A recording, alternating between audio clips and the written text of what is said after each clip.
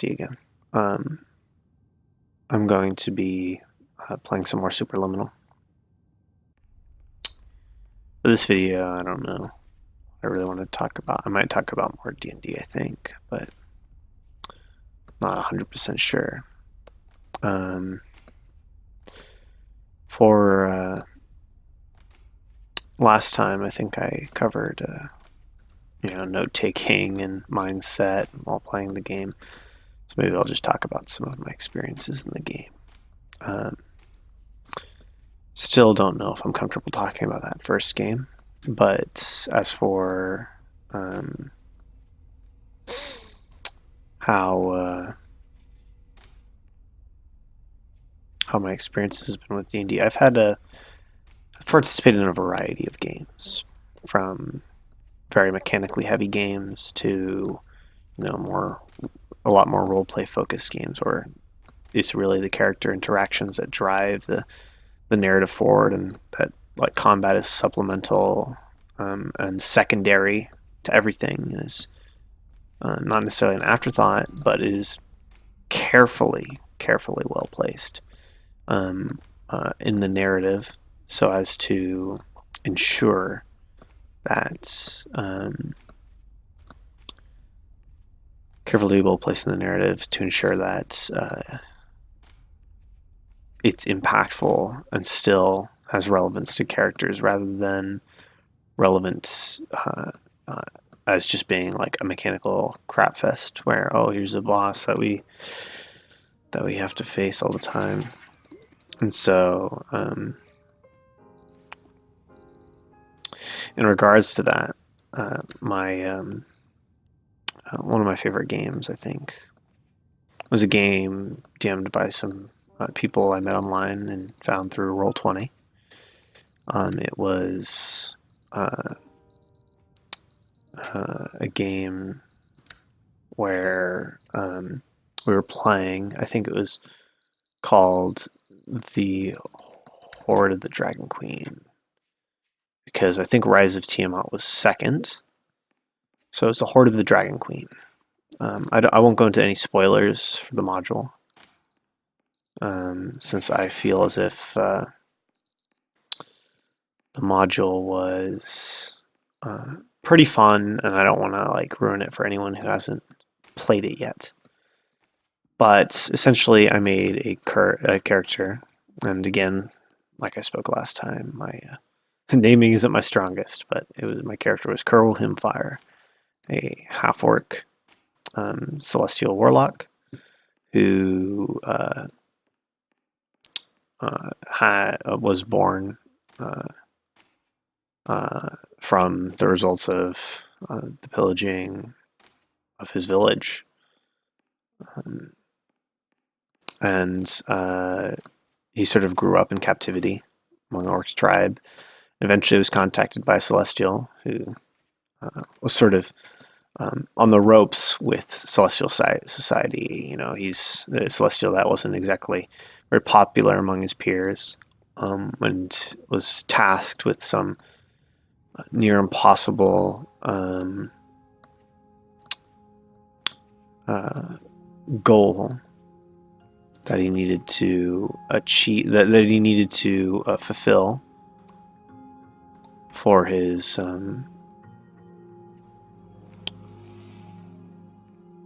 for the celestial plane or some gods, and Kurgle was his opportunity. Kurgle was full of hate, though, and in order to fix that, he gave him direct connection to celestial powers, and it changed him. And sort of as a semi-joke character thing, I suppose,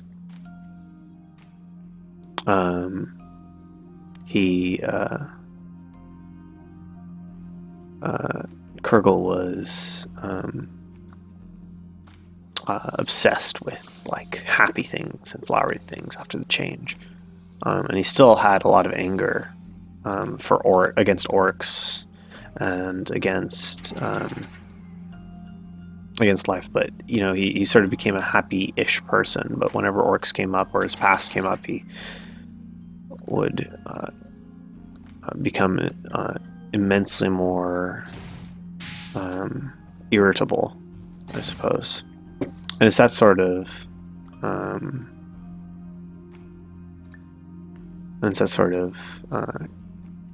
idea that that Kurgle represented gave birth to easily my second or third favorite character, Kurgle. The sort of concept of this revenge-filled character that was very happy, and sort of like the idea that a half-orc is, enjoys a lot of fluffy and flowery things, and enjoying what's it called?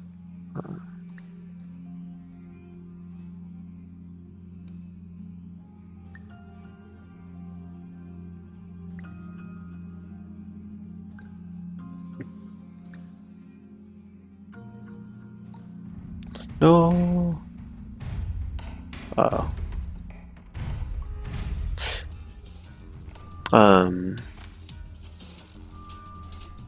In contrast to this music's too intense. I think I'm just gonna have to take off. No, we'll keep listening to it. It just gets a little intense here. So Kurgle was one of my more favorite characters, and there's a lot of development. It was a definitely more mechanically focused game. It was definitely a more mechanically focused game where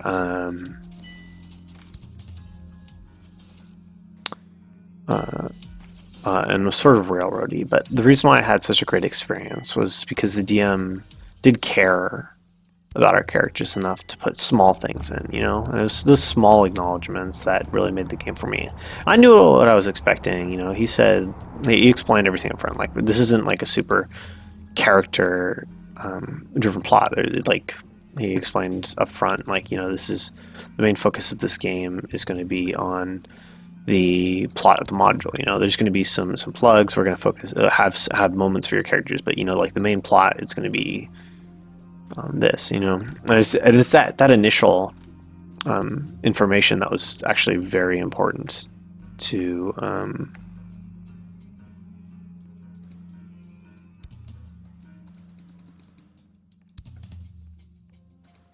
wow, that was messed up. Oh. It was that initial information that was given to us that was the most important part of why that game felt so good to me. Is because I knew exactly what I was getting into, and I was happy to. And there was small narratives at the whole game that just made it so sweet. And in the end, Kurgle, my character, ended up becoming a hero. And was rewarded for the interactions he had throughout the game. And it's that sort of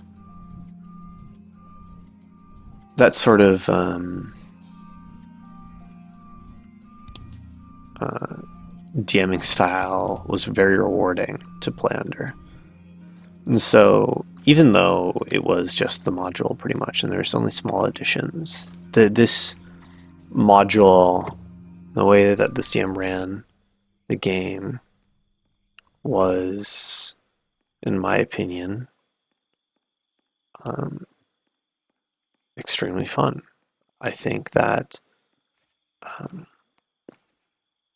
because he was forthright with his DMing style and how he would run the game and stuff like that, I think the game was exactly as enjoyable as it could be.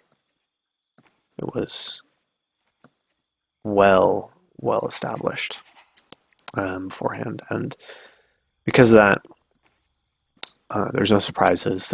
We weren't worried, like, oh, we're not gonna have fun because this isn't like super narratively focused game. Um, and this experience allowed me to explore like having more control over my character because he didn't really care like about narrative justifications for leveling up, and he didn't care about he didn't care about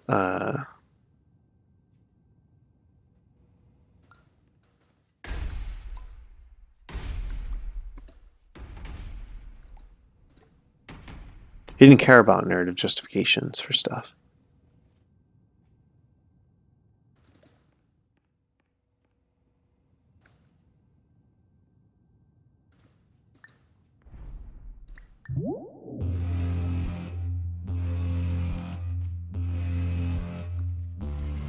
He didn't care about like narratively justifying our level ups. Sorry, I was a little distracted.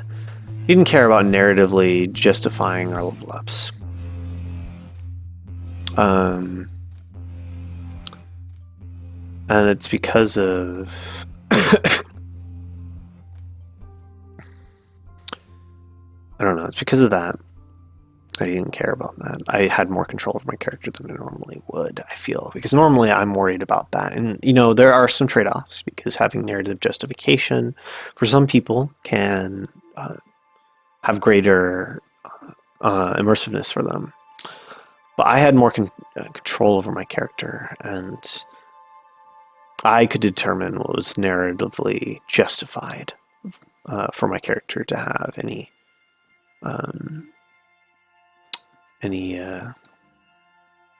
multi classes or any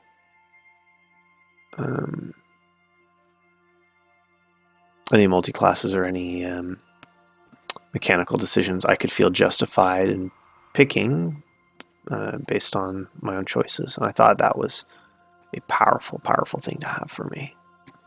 That sort of control over my character and that sort of control over my own narrative. And so this game was a really defining point in my playing experience because, you know, it helped me realize, you know, there's a lot of different things I liked about the game, and I would play that again. I mean, the problem is for me is like in a roleplay heavy game, I think I'd prefer it. I'm not gonna lie. I feel like a game where the characters drive the action more is something I'd prefer just because I feel like it would immerse me more and I could feel good. But at the same time, the way I create characters can directly counter that because I like to create simple characters that have depth, but that depth some might say is superficial or, you know, not like super, super well fleshed out. It's just a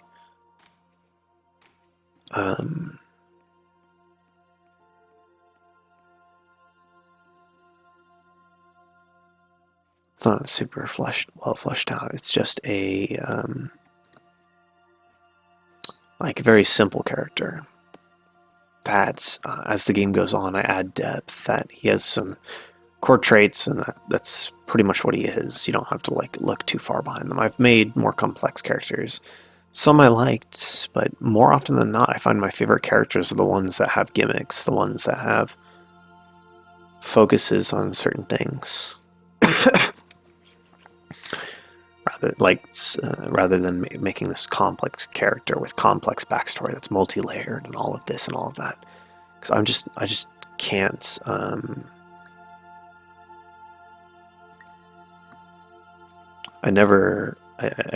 I just can't see myself achieving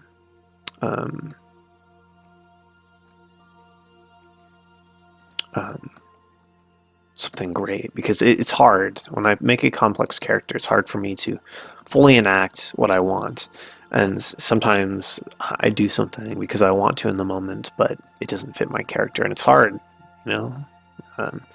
Improv is not for everyone, and you don't have to be great. Like, there's the basics of yes and if you can follow that, you can definitely get a strong foundation for what you want, and you can really contribute to a game just knowing the basics. But more importantly, it's making a character concept and trying to maintain somewhat consistency. That's the most important thing, in my opinion.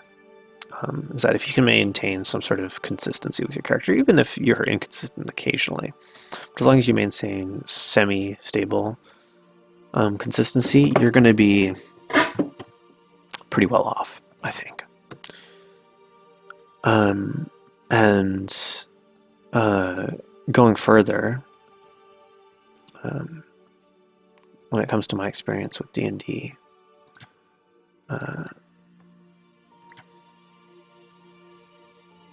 is this a wall? Sorry, I just got to check real quick. Yes, it is. In regards to D&D, I feel as if... oh, fuck. Sorry. In regards to D&D, I feel as if...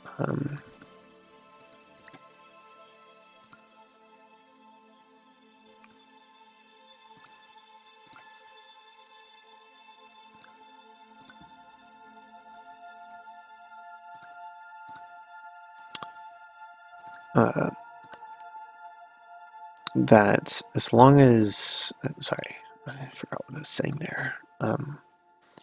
But in regards to D&D, when it comes to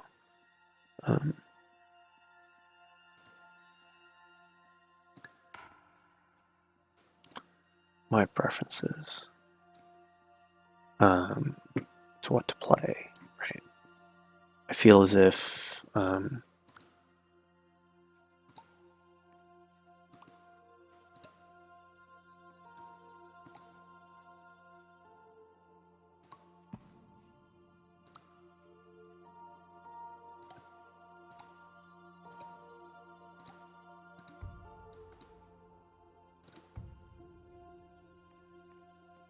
oh man, I've just been distracted solving puzzles now.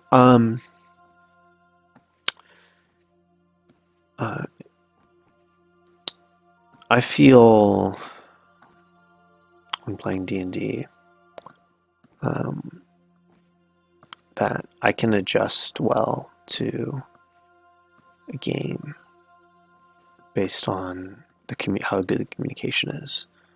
So even if my style is I have a more simple character, right? But I prefer roleplay heavy games. As long as there's good communication and people understand that, I think people are willing to work with me. Sometimes I make characters that some find hard to interact with. And if they can't work with me, that's fine. I won't hold anything against them. It'll suck, certainly, but it doesn't mean I can hold anything against them, because I'm just not the kind of player they can interact with. At least with that character, I should say. And sometimes my characters fall flat, but sometimes they're strong. And some of my favorite examples are in my family game, where I play with my sister and my dad. And my sister DMs a damn good game. She makes a homebrew game, and it's an evil campaign. And you know, if you've ever played D&D, you know that normally evil campaigns are a mess, but this one was formulated in a good enough way where we had a combined goal. And yes, in the end, all our characters are well aware that it's going to be us against each other. We're going to be at each other's throats. But we're all fine with that. All our characters are fine with that. We understand what's going to go on. We understand what's going down. And they're prepared to face each other in the end. And so, with this in mind, our characters go about their days as friends. Throughout the campaign, as we get further and further along, characters will get more attached to each other and like learning more about each other. And so we're not just evil, chaotic people that want to kill everything. We have a goal, right? Each of us have our own edgy backstories, you know, classic stuff. Parent problems, associating with devils, etc. But as we learn about each other and connect to each other, you know, it'll become harder and harder for us to reach the conclusion we all know is going to come. that we have to fight each other, whether it's for our patrons, for ourselves, for our goals, because we all want something, but these items of ascension are the things we're after, and we can't all have them. Some our patrons want, and we can't deny them these items. Can't go against them. They're some of our characters' whole lives. They're important pieces that we'd give anything up for, and have given up so much for already. And others are just, this has been our life goal. We're not just going to throw this away. And so it's just going to make it so much harder for our characters to reach this final conclusion. It's going to create a lot of good tension in a game. So it's this idea that I think really makes that campaign shine, and it's very character driven, and combat is also a huge part of it. And there's character death, we understand that, but we roll with it. And my character Lucius, or Conquest, a Conquest paladin, he's a tiefling, so that's why he has Conquest. It's his virtue name.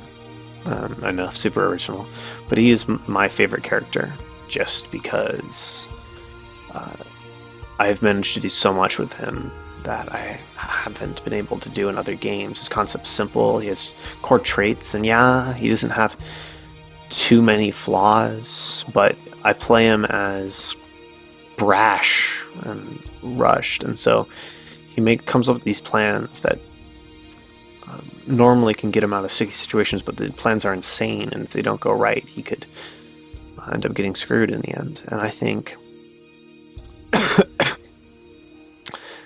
that being able to, in the end, make it through all of that, in the end, making it through all that stuff, my sister's game, and it's still going on, but like, there's been a lot of development for Lucius where, his god was his life, he hated his country, his goal was to rule everything, and now it's become less and less about ruling and really just, completing what he promised for his god and just enjoy the journey. He's no longer so self-obsessed necessarily, he is enjoying the ride with the others, and he's already given up some of his personal freedoms for his party when dealing with his god, or devil in this case, Zariel. I think that's what that's something about the simplicity of the concept, but the execution of the game really made the game something for me, and my sister played a huge part in that. And that's sort of how I hope everyone can feel, at least at one point in playing D&D.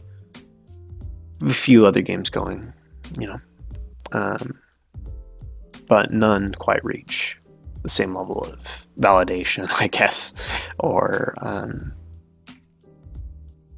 satisfaction I get from playing in my sister's game. It's just really fun, and yeah, those are some of my experiences, I guess. Maybe next time I'll talk about what happened in that first game. It's a whole mess, and it gets me a little heated about some topics, and a lot went on. But if I do go over it, I will make sure to probably write out something beforehand, because I don't want to get too heated, too angry. Yeah. Anyways, thank you for watching. Hope you enjoyed it.